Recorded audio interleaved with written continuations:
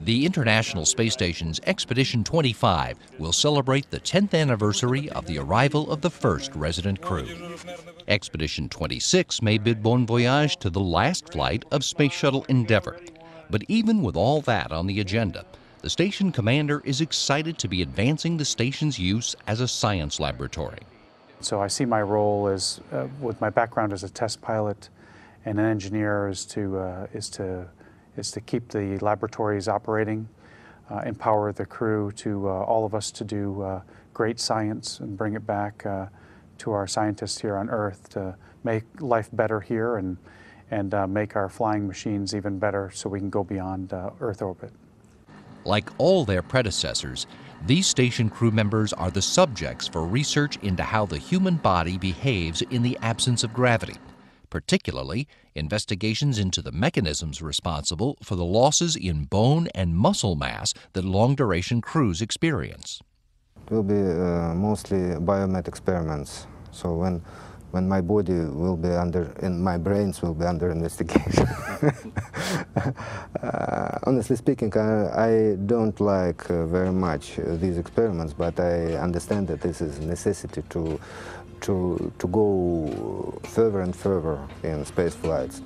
If we're going to spend several months going to another planet or somewhere else in the solar system, the last thing we want to have happen is not to be able to function once we get there. Or even worse, break your leg because you've lost so much bone density. But the crew members have another scientific role.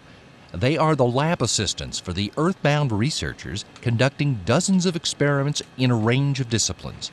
Astronauts and cosmonauts carry out protocols for scientists from around the world on experiments running in lab facilities provided by the United States, Europe, Japan, and Russia. And they operate instruments aimed at the Earth to learn more about the planet. Experiments related to geophysics, researching and observing the Earth, the radiation levels, the earthquakes. We are learning how we can predict earthquakes, the time and location. Earth observations have been conducted from the station since the first long-duration crew came on board on November 2nd, 2000. Expedition 25 will be there to recognize the 10th anniversary of continuous crewed operations. It's 35th anniversary from Soyuz Apollo program this year. Yeah, 10 years how we Zvezda launched from Baikonur, and 10 years how we began manned flight on ISS station. It's great, some anniversary. Space Shuttle Discovery is due right after that anniversary. Commander Steve Lindsay's crew will deliver the Permanent Multipurpose Module, which is the cargo module Leonardo retrofitted for permanent installation on the nadir side of Unity. It seems like the space station is really big, but when you need all the stuff you need to live there for 6 months, it gets pretty full, and having another module to help with stowage is critically important to improving our efficiency and just doing our, daily work on board. Among the cargo inside the PMM is Robonaut 2, a 330-pound humanoid robot programmed to perform repetitive tasks on the station and free the human crew members for more complicated work, including spacewalk preparation.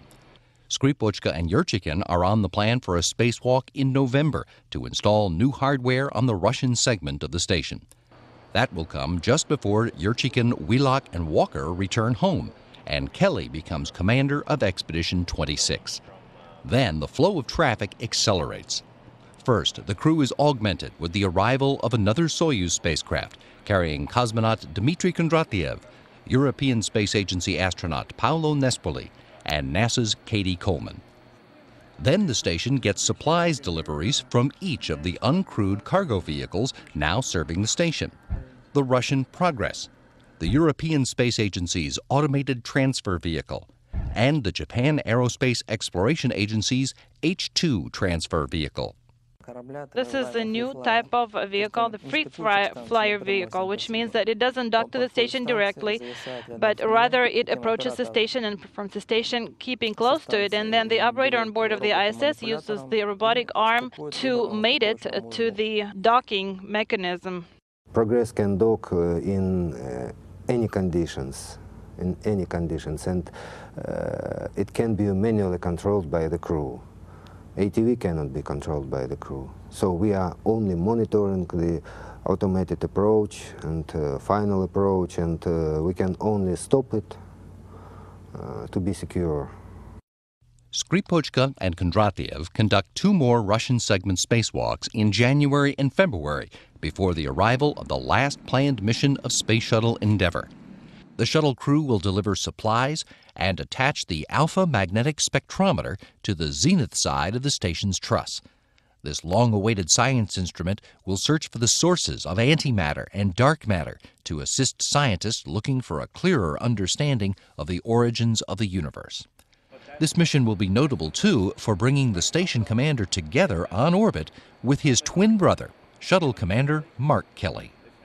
It's actually the first time that 2 I think blood relatives have ever been in space together. It's exciting. You know, I've obviously known my brother a really long time, and you know, we're great friends, and it's a real privilege to share the experience with someone you're so close to. Your mom and dad like the idea of having 2 sons off the planet at the same time? They don't like the idea of having 1 son off the planet at any time. So, you know, this can kind of stress them out a little bit. Kelly, Kaleri, and Skripochka are due to come home shortly after that space shuttle mission wraps up, leaving behind a space station at a turning point, one that is all but complete after 10 years of construction, ready for its crews to move to full utilization to prepare us for the exploration to come. We have learned a lot, and we will continue to learn a lot about how systems and people and how to operate in space for long periods of time, and now I think it's time to see how we can take advantage of it.